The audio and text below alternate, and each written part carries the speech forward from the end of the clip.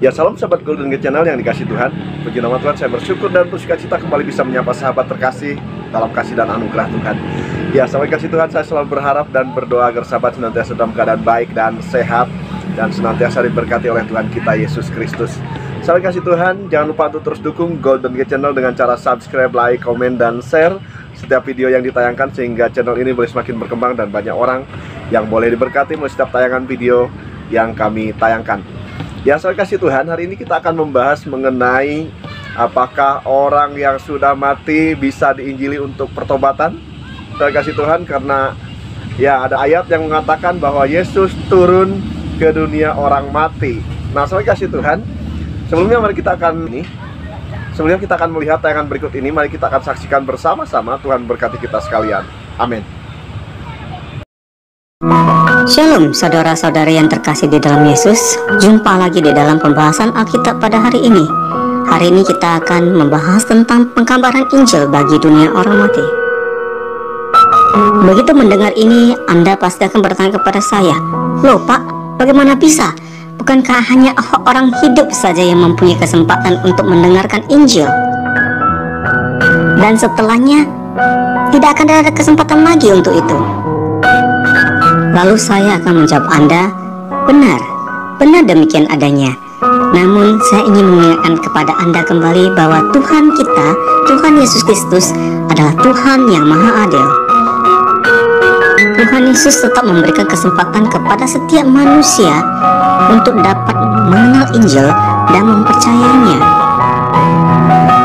Ada satu kelemahan bagi orang Kristen ketika mau menginjili seseorang yang belum percaya kepada Tuhan Yesus. Ketika orang itu menanyakan kepada kita bahwa apakah Tuhan Anda adalah Tuhan yang Maha Adil, bagaimana kita akan menjawabnya?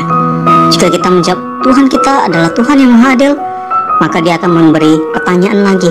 Jika demikian adanya, bagaimana dengan manusia-manusia yang hidup sebelum zaman Tuhan Yesus? Mereka belum mengenal Tuhan Yesus, apalagi mendengarkan Injil. Apakah mereka semuanya akan dihukum? Jika sudah demikian, bagaimana Anda memberi jawab kepada orang itu? Jika Anda menjawab, ya, mereka semua akan dihukum karena mereka tidak percaya kepada Tuhan Yesus, maka orang itu akan segera meninggalkan Anda dan tidak akan pernah kembali lagi dan percaya kepada Tuhan Yesus.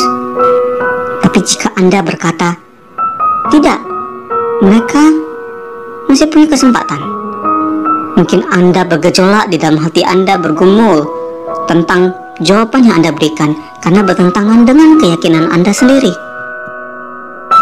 Dalam hal ini sebenarnya Tuhan Yesus sudah memberi kita jawaban dari sejak zaman dahulu kala, sejak zaman rasul-rasul. Jika kita dengan teliti membaca Alkitab, maka kita benar-benar akan menemukannya. Anda akan menemukannya di dalam 1 Petrus 3 ayat 18 sampai 22. Beginilah firman Tuhan, sebab juga Kristus telah mati sekali untuk segala dosa kita, Ia yang benar untuk orang-orang yang tidak benar, supaya Ia membawa kita kepada Allah. Ia yang telah dibunuh dalam keadaannya sebagai manusia, tetapi yang telah dibangkitkan menurut roh.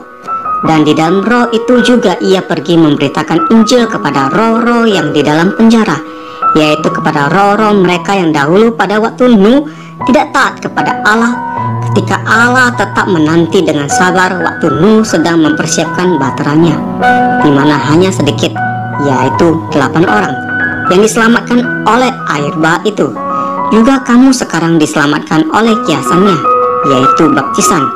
Maksudnya bukan untuk membersihkan kenajisan jasmani, melainkan untuk memohonkan hati nurani yang baik kepada Allah oleh kebangkitan Yesus Kristus yang duduk di sebelah kanan Allah setelah Ia naik ke surga, sesudah segala malaikat, kuasa, dan kekuatan ditaklukkan kepadanya. Di dalam ayat ke-20 jelaslah bahwa Tuhan Yesus sangat mengasihi setiap manusia, bahkan manusia yang jauh sebelum Tuhan Yesus dilahirkan di Bethlehem. Jadi jika sekiranya ada dari keluarga kita, kakek kita, nenek kita, kakek nenek buyut kita, atau yang lebih tua lagi di atasnya, yang belum pernah mendengar Tuhan Yesus ketika mereka meninggal, maka mereka masih mempunyai kesempatan untuk dapat mengenal Tuhan Yesus lebih dalam lagi. Ya, demikian tayangan yang boleh kita saksikan bersama sahabat yang kasih Tuhan mengenai penginjilan orang mati, dan selanjutnya kita akan melihat yaitu penjelasan dari hambanya Evangelis Dotoni mengenai kebenaran penginjilan orang mati, dan kemudian kenapa Tuhan Yesus harus turun ke dunia orang mati. Sahabat kasih Tuhan, mari kita akan saksikan bersama-sama pembahasan bersama Evangelis Dotoni. Selamat menyaksikan, Tuhan berkati kita sekalian. Haleluya, amin. Apakah orang sudah meninggal masih bisa diinjili supaya terima Yesus atau bertobat? Nah, itu kurang kerjaan. Nah, sekarang tak jelasin tentang penginjilan arwah. Kadang orang itu salah tafsir menafsirkan Yesus turun ke dunia orang mati, yang gitu ya. Nah, dikira penginjilan orang mati. Orang hidup aja susah, apalagi mati, betul nggak? Nah, kan saya jelasin. Kedatangan Yesus yang pertama kali itu harus disaksikan oleh semuanya. Pertama, surga menyaksikan Allah turun ke dalam dunia. Yaitu apa? Para malaikat memuji, menyembah. Betul? Kedua, sejarah alam nyata. Ingat, para gembala.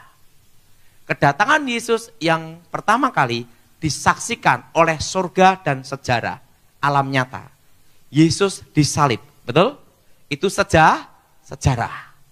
Bukan legenda atau mitos, tapi sejarah yang tidak diragukan kebenarannya. Sejarah mencatat Yesus Kristus ada 2000 tahun yang lalu dan pernah berjalan di muka bumi. Betul? Semua sejarah mengatakan mati dan bangkit. Nah, alam surga sudah, alam nyata, ingat, bumi sudah, alam setan juga sudah. Makanya setan pakai Herodes untuk membunuh Yesus. Betul? Setan berupaya dengan berbagai macam cara untuk membunuh Yesus.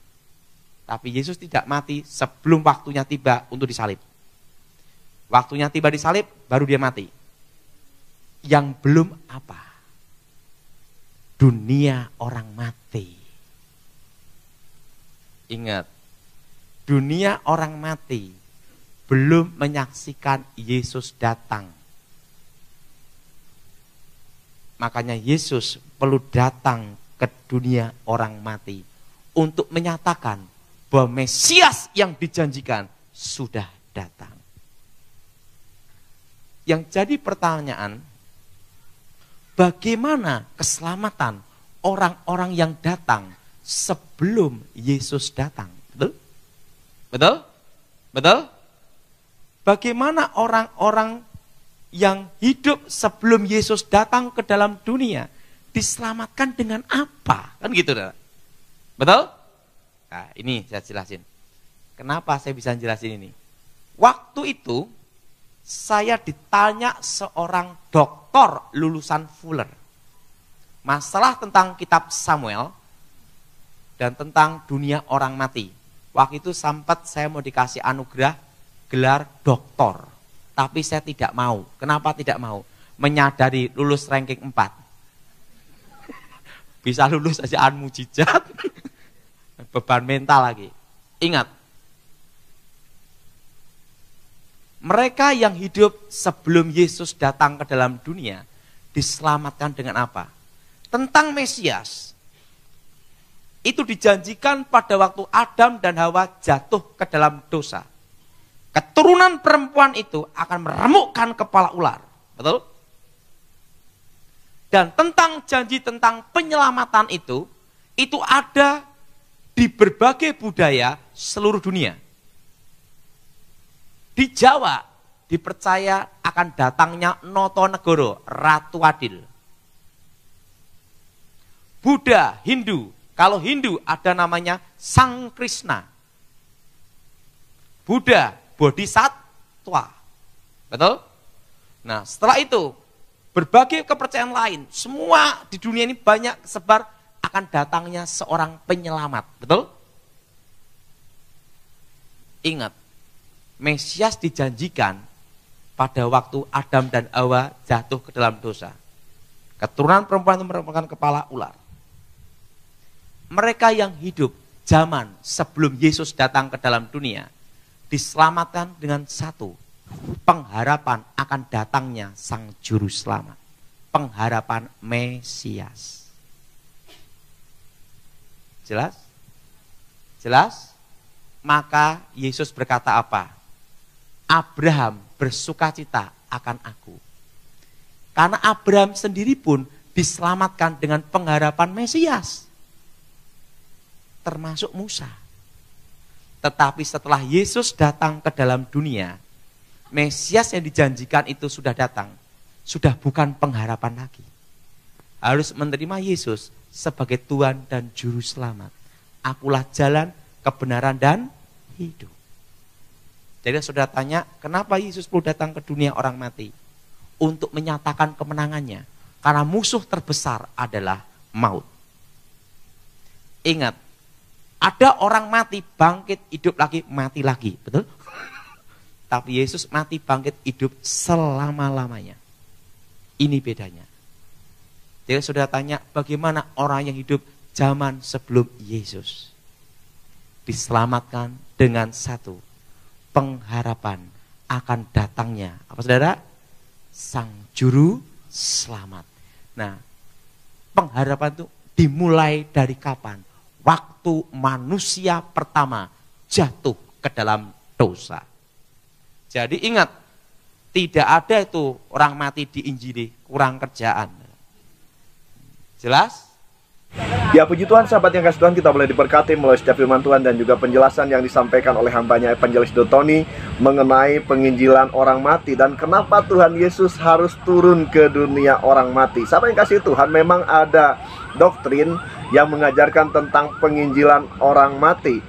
Ya, dan tentunya mereka juga punya landasan firman Tuhan ya, yang menjadi alasan bagi mereka untuk yaitu menginjili orang yang sudah meninggal. Sahabat kasih Tuhan. Nah, sahabat kasih Tuhan, ayat firman Tuhan ya di dalam 1 Petrus pasal 3 ayat 19 sampai 20, demikian firman Tuhan. Dan di dalam roh itu juga ia pergi memberitakan Injil kepada roh-roh yang di dalam penjara, yaitu kepada roh-roh mereka yang dahulu pada waktu Nuh tidak taat kepada Allah, ketika Allah tetap menanti dengan sabar waktu Nuh sedang mempersiapkan bahteranya, di mana hanya sedikit, yaitu 8 orang yang diselamatkan oleh air bah itu. Dan kemudian sahabat kasih Tuhan, dalam 1 Petrus pasal 4 ayat 6, demikian firman Tuhan, itulah sebabnya maka Injil telah diberitakan juga ya kepada orang-orang mati, supaya mereka sama seperti semua manusia dihakimi secara badani, tetapi oleh roh dapat hidup menurut kehendak Allah. Sahabat kasih Tuhan, memang kalau kita melihat ya sepintas ayat ini seakan-akan betul ya, ada penginjilan untuk orang mati. Nah, sahabat kasih Tuhan, bagaimana kebenaran tentang ayat ini? Sahabat kasih Tuhan, ya kata memberitakan Injil dalam terjemahan LAI diterjemahkan yaitu dari kata ekerusen ya, dari kata ekerusen yang berasal dari kata keruso, yang dalam Perjanjian Baru biasanya menunjukkan pemberitaan Kristus tentang kerajaan Allah atau menunjuk pemberitaan murid-murid Kristus tentang kebangkitan Kristus. Sahabat kasih Tuhan, ya memang di dalam PB ini ya menunjukkan satu terjemahan bahwa ini menuju kepada pemberitaan Kristus ya, tentang apa? Tentang yaitu kerajaan Allah dan tentang kebangkitan. Nah, sahabat kasih Tuhan, menurut beberapa yaitu penafsir ya, kata yaitu keruksen ini ya bermakna bahwa Tuhan Yesus memproklamirkan kemenangannya, di mana ia telah melakukan misi terbesarnya sebagai pendamai atas dosa-dosa seluruh manusia. Jadi sahabat kasih Tuhan, ya kalau berdasarkan daripada yaitu pendapat ini, tentunya Tuhan Yesus turun ke dunia orang mati bukan untuk menginjili orang mati supaya bertobat, ya. Memang terjemahan bahasa Indonesia kadang-kadang terbatas, tetapi kalau lihat di teks aslinya tentunya ini menunjukkan bahwa sesungguhnya Tuhan Yesus turun ke dunia orang mati untuk memproklamirkan ya, bahwa sesungguhnya Yesus sudah menang dari maut, dan kemudian Yesus telah menebus ataupun telah mengalahkan maut untuk menebus manusia dari dosa. Sahabat kasih Tuhan ya, dari kutuk dosa.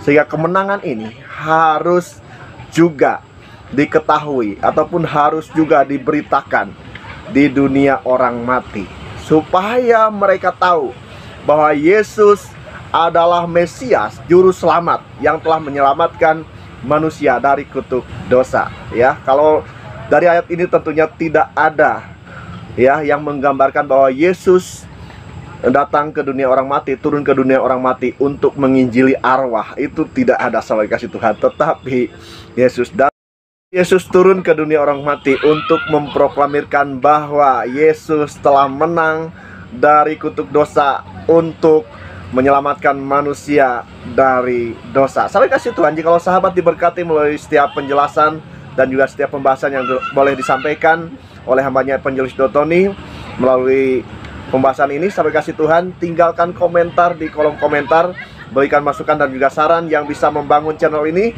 sehingga channel ini boleh semakin berkembang dan banyak orang yang boleh diberkati melalui setiap tayangan video yang ditayangkan. Terima kasih sahabat, Tuhan Yesus memberkati kita sekalian. Haleluya, amin.